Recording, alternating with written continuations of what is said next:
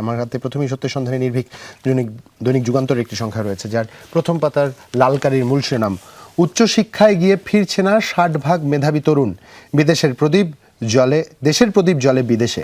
গবেষণা, কর্মসংস্থান ও উন্নত জীবনের আশায় বিদেশেই গড়ছেন ভবিষ্যৎ। আন্তর্জাতিক মানের উচ্চশিক্ষা ও গবেষণার পরিবেশ আরও শক্তিশালী করতে হবে অধ্যাপক মঞ্জুর আহমেদের বরাতে ছাপা হয়েছে। এবং শিক্ষা খাতে 1 বছরে বিদেশে প্রায় 8,000 কোটি টাকা। ব্রেন ড্রেন নয়, রিভার্স ব্রেন ড্রেন করতে হবে, শিক্ষামন্ত্রীর বরাতে এটি ছাপা হয়েছে। এবং তার পাশে আরেকটি চিত্র দেখাই রুনিয়া, সচিত্র প্রতিবেদন আপনারা এটার সাথেই দেখতে পাবেন, যেখানে শিক্ষার্থীদের উপস্থিতি দেখছি। একটা ভ্যানের উপর বসে তারা জলমগ্ন একটি পথ পাড়ি দিচ্ছেন, যার নিচের ক্যাপশনটুকু পড়তে চাই। কয়েকদিনের টানা বৃষ্টিতে রাজধানীর বেশিরভাগ সড়কেই জলাবদ্ধতার সৃষ্টি হয়েছে। সোমবার পুরান ঢাকার ভ্যানে গন্তব্যে যাচ্ছে স্কুল পড়ুয়া শিক্ষার্থীরা। তার নিচেই শিরোনাম হয়েছে, ভারী বর্ষণ অব্যাহত থাকতে পারে, কমছে বানের পানি, ভেসে উঠছে ক্ষত। এবং ভারী বর্ষণে ঢাকাবাসীর দুর্ভোগ আরও চরমে, জলাবদ্ধতার কারণ বিশ্লেষণ সিটি কর্পোরেশনের। এই যে দু একটি শিরোনাম পড়লাম, এর মাঝেই ওই যে 60% মেধাবী কেন বিদেশে যে আর ফেরে না, তার সবচেয়ে বড় একটা কারণ দুনিয়া পাওয়া যায়। অধিকাংশ ক্ষেত্রে বিগত সময়ে আমরা যেটা দেখেছি, মেধাবীর মেধা মূল্যায়ন না করে তার রাজনৈতিক পরিচয় বিবেচনায় তাকে শিক্ষক হিসেবে নিযুক্ত করা হচ্ছে। শিক্ষকরা এর থেকে দায় মুক্তি কেউ নিতে পারবেন না। এটা নিয়ে নানান রকম বিতর্ক হয়েছে সামাজিক যোগাযোগ মাধ্যমে। নানান রকম মেধাবী শিক্ষার্থীদের আফসোস করতে আমরা দেখেছি, এবং তারা একরকম তিরস্কার করে দেশ ছেড়ে চলে যাওয়ার সিদ্ধান্ত নিয়েছেন। সামাজিক যোগাযোগ মাধ্যমে বিপুল আলোচিত সমালোচিত হয়েছে। এরপরে আবার সেই চিত্রের একটা ভিন্ন রকম অধ্যায় আমরা দেখছি, প্রশ্নবিদ্ধ হতে দেখেছি। এবং সবচেয়ে বড় বিষয় হচ্ছে রুনিয়া, গতকাল যে ঘটনার কথা আমরা বলছিলাম, বা একটু আগে আমরা যে ঘটনার কথা বলছিলাম, তাও আমাদের সামনাসামনি এসে দাঁড় করিয়েছে। আসলে আমরা করছিটা কি, এটা একটা বিশাল বড় প্রশ্ন। যাই হোক, বিশ্বকাপ প্রসঙ্গ। প্রথম সেমিফাইনালে ফ্রান্স ও স্পেন, আজ রাত 1টায় ফাইনালে ওঠার মহাযুদ্ধ ফ্রান্স ও স্পেনের। সংবিধানের সংশোধনের বিশেষ কমিটি, বিরোধী দলের ওয়াকআউট। সেই সাথে প্রথম পাতার প্রথম কলামের শিরোনাম, বরিশালে প্রধানমন্ত্রী, জনসমর্থন থাকলে দেশ পুনর্গঠনে বাধা মানবে না বিএনপি। জনসমর্থন থাকলে দেশ পুনর্গঠনে বাধা মানবে না বিএনপি। সেই সাথে যুগান্তর তাদের অনলাইন পাঠকদের গতকাল একটি প্রশ্ন করেছিল, স্থানীয় সরকার নির্বাচনে এমপিওভুক্ত শিক্ষা প্রতিষ্ঠানের সার্বক্ষণিক শিক্ষক কর্মচারীরা প্রার্থী হতে পারবেন না মর্মে প্রজ্ঞাপন পাঠানোর কথা ভাবছে ইসি। আপনি কি এমন ভাবনাকে যৌক্তিক মনে করেন কিনা? 84% পাঠক হ্যাঁ সূচক মন্তব্য করেছেন, না সূচক মন্তব্য করেছেন 11% পাঠক, এবং 5% পাঠক কোনো মন্তব্যই করেননি। শেষ পাতায় চোখ রাখতে চাই অন্য প্রসঙ্গের সাথে। লাল কালিতে শেষ পাতা শিরোনাম, ভর্তুকি পে স্কেল, রাজস্ব ব্যাংক খাত, 4 ইস্যুতে উদ্বেগ IMF-এর, সংস্কার ধাপে ধাপে বাস্তবায়ন, এতে IMF একমত, অর্থমন্ত্রী বরাতে ছাপা হয়েছে। এবং রাজস্ব আদায়ের কৌশল জানালো NBR, কি শর্তে দুর্বল ব্যাংকগুলোকে সহায়তা জানতে চেয়েছে আন্তর্জাতিক সংস্থাটি। সেই সাথে রক্তাক্ত জুলাইয়ের ধারাবাহিক প্রতিবেদন, আগুনে ঘি ঢাললেন হাসিনা, আন্দোলন ছড়ালো সর্বত্র। মার্কিন ঘাঁটিতে ব্যাপক পাল্টা আঘাত ইরানের, এবং অনলাইনেও মাদক বেচাকেনা সাজা মৃত্যুদণ্ড, মাদকদ্রব্য নিয়ন্ত্রণ বিল পাশ। এবং সেই সাথে প্রথম পাতায় শেষ পাতায় বক্স করে ছাপা হয়েছে, যমুনা গ্রুপের প্রতিষ্ঠাতার 6ষ্ঠ মৃত্যুবার্ষিকীতে বক্তারা, মুক্তিযোদ্ধা থেকে শিল্পের মহানায়ক নুরুল ইসলাম, মানুষের কর্মসংস্থানই ছিল তার জীবনের প্রধান লক্ষ্য। সরকারি কর্মকর্তাদের গাড়ি রক্ষণাবেক্ষণ ব্যয় অর্ধেকে নামিয়ে আনার নির্দেশ। মোটরযান ভাতা 50 থেকে 25,000 টাকা করা হতে পারে, এবং অর্থনৈতিক পরিস্থিতি বিবেচনায় কাটছাট হচ্ছে সরকারি ব্যয়। এবং যশোরে যুবদল নেতাকে কুপিয়ে হত্যা, লাশ নিয়ে বিক্ষোভ। রুবেল হোসেনের একটি ইনস্টাতে ছবিও দেখতে পাচ্ছি।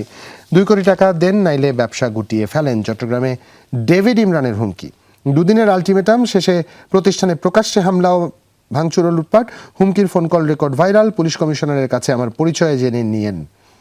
এবং জামিন পাইয়ে দেওয়ার নামে প্রতারণা, আপনজনের হাতেই নিঃস্ব গ্রেফতার নেতাকর্মীরা। অর্থ পাচার মামলায় রিমান্ডে সেই হরিদাস এবং সাথিয়ায় সালিশে অভিযুক্তকে জুতাপেটা, প্রতিবন্ধীকে ধর্ষণ চেষ্টা।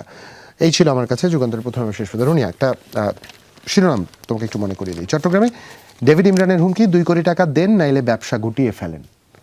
2 দিনের আলটিমেটাম শেষে প্রতিষ্ঠানে প্রকাশ্যে হামলা, ভাঙচুর ও লুট।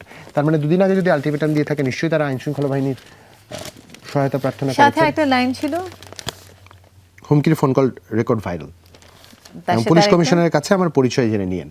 মানে এখন আমরা জানি যে কেন আসলে অপরাধীর ধৃষ্টতা কোন পর্যায়ে গেছে। একজন পুলিশ কমিশনারের বরাত দিয়ে বলে যে আমি কে, তা পুলিশ কমিশনারের কাছ থেকে জিজ্ঞেস করে নিন। এখন এটাকে আমরা অনেক ভাবে রিড করতে পারি। যতক্ষণ আমি পুরোটা না পড়ছি, ট্রাইং টু বুস্ট মাইসেলফ, যে আমি নিজেকে খুব বাহবা দিয়ে দেখাতে চেয়েছি আমি কত বড় কিছু। অথবা আমার আসলে কিছুই আমার কি করা সম্ভব সক্ষমতা? না, হ্যাঁ, আমার সেই কি জন্য ক্ষমতা? দুদিনেও যদি আমাকে এরকম দুদিনে হুমকি দেওয়া হয়ে থাকে, আসলে কোনো পদক্ষেপ সেখানে নেওয়া হয়নি যেখানে প্রকাশ্যে ভাঙচুর আসলে করা রিয়া, শেষ করে হয়েছে। আরেকটা প্রতিবেদন ছিল বাঁশখালীতে ত্রাণ কার্যক্রম, জাপানে তার বাসায় নাহিদ হাসনাতের রাতযাপন, চাঞ্চল্য তৈরি হয়েছে এটা নিয়ে, এই প্রসঙ্গটা নিয়ে। এই ছিল যুগান্তরের শেষ হ্যাঁ, ধন্যবাদ জুবাইর তোমাকে। আমার হাতে আছে দৈনিক ইত্তেফাক। ইত্তেফাক থেকে যে শিরোনামগুলো পড়ে শোনাতে চাই। প্রথমে যেটাকে আসলে বড় করে তারা শিরোনাম করেছে সেটা হচ্ছে নামছে পানি, বেরিয়ে আসছে ক্ষতচিহ্ন। এবং ঠিক একইভাবে প্লাস্টিকের নৌকাতে করে এসএসসি পরীক্ষার্থীদেরকে কেন্দ্রে নিয়ে যাওয়া হয়েছে জলাবদ্ধতার মধ্যে দিয়ে। বান্দরবানে যোগাযোগ এবং কৃষি খাতে 100 কোটি টাকার ক্ষতি, রাঙামাটি এ পর্যন্ত 131 পাহাড় ধসের ঘটনা, ব্রাহ্মণবাড়ি ও রংপুরে নিম্নাঞ্চল প্লাবিত। বৃষ্টি জলাবদ্ধতায় ভোগান্তি পোহাতে হয় অনেক শিক্ষার্থীকে, সেটাকেও তারা করেছেন শিরোনাম। বৃহস্পতিবার থেকে দেশ জুড়ে অতি ভারী বর্ষণের পূর্বাভাস, সেটাও এসেছে ইত্তেফাকের রিপোর্ট হয়ে। এবং জনগণের সমর্থন যতক্ষণ থাকবে বিএনপি কোনো বাধা মানবে না, বরিশাল সফরে প্রধানমন্ত্রী তারেক রহমান। তার নিচে যে খবরগুলো আছে সেটা একদমই ফুটবল বিশ্বকাপকে ঘিরে। বিশ্বকাপের প্রথম সেমিফাইনাল আজ, ফ্রান্স স্পেন ইউরোপীয় লড়াই এবং সংস্কার ধাপে ধাপে বাস্তবায়নের একমত IMF, অর্থমন্ত্রী বরাদ্দে ছাপা হয়েছে। এবং ঢাকায় পানি নামার 41টি সুইচ গেটের মধ্যে 22টি অচল। চমৎকার। এবং ঢাকায় অকার্যকর পানি নিষ্কাশন ব্যবস্থা, সেটা এসেছে শিরোনাম হয়ে।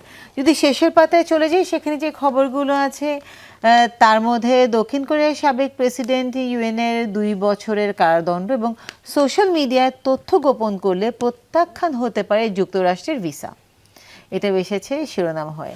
সাবেক রাষ্ট্রপতি HM এরশাদের মৃত্যুবার্ষিকী আজ এবং সংবিধান সংশোধনের বিশেষ কমিটির বিরোধী দলের ওয়াকআউট, এটাও এসেছে শিরোনাম। এবং তার সাথে সাইবার স্পেসে মাদক বেচা কেনায় সর্বোচ্চ সাজা মৃত্যুদণ্ড বিল পাস। এবং চট্টগ্রামে 2 কোটি টাকা চাঁদার দাবিতে ব্যবসা প্রতিষ্ঠানে হামলা, এবং সেটা আসলে CCTV ক্যামেরার ফুটেজ থেকে নেওয়া একটি ছবিও। আপনারা যদি নিচের দিকে থাকে, মানে রিপোর্টটি নিচের দিকে আছে, সেখানেও দেখে নিতে পারেন। এই ছিল আমার কাছে দৈনিক ইত্তেফাক থেকে আসলে বেশ কিছু শিরোনাম। দুনিয়ার সমকালের একটি সংখ্যা আমার হাতে রয়েছে, প্রথম পাতায় অস্বীকার করবার সুযোগ নেই, সে একই রকম শিরোনাম। দুর্যোগের পূর্বাভাস ছিল, মাঠে কার্যকর প্রস্তুতি ছিল না। বন্যা ও ভারী বৃষ্টি, আশ্রয় কেন্দ্রের প্রস্তুতি ছিল সীমিত, পর্যাপ্ত উদ্ধার সরঞ্জাম ছিল না, মেডিকেল টিম মাঠে নামে দেরিতে এবং বিভিন্ন সংস্থার মধ্যে সমন্বয়হীনতা।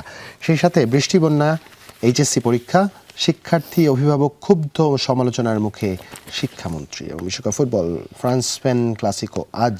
সঞ্জয় শাহ পিয়াল লিখছেন কানসাস সিটি থেকে, বিস্তারিত পড়ে দেখতে পারেন। এই ছিল আমার কাছে সমকালের প্রথম পাতা। যতগুলো পত্রিকার পাতা আজকে দেখি না কেন, সব জায়গায় কিন্তু এই খবরটি আসলে তারা করেছেন, সেটা হচ্ছে যে শিক্ষার্থীদের, যে পরীক্ষার্থীদের আসলে ভোগান্তি, পানিবন্দী আমি অবস্থায়। বণিক বার্তার প্রথম পাতার একটু বক্স করে খবরটা পড়ে শোনাতে যাচ্ছি, যেখানে বলা হয়েছে নতুন করে ইকোনমিক হিটম্যান হওয়ার চেষ্টায় নাফিস শারাফাত।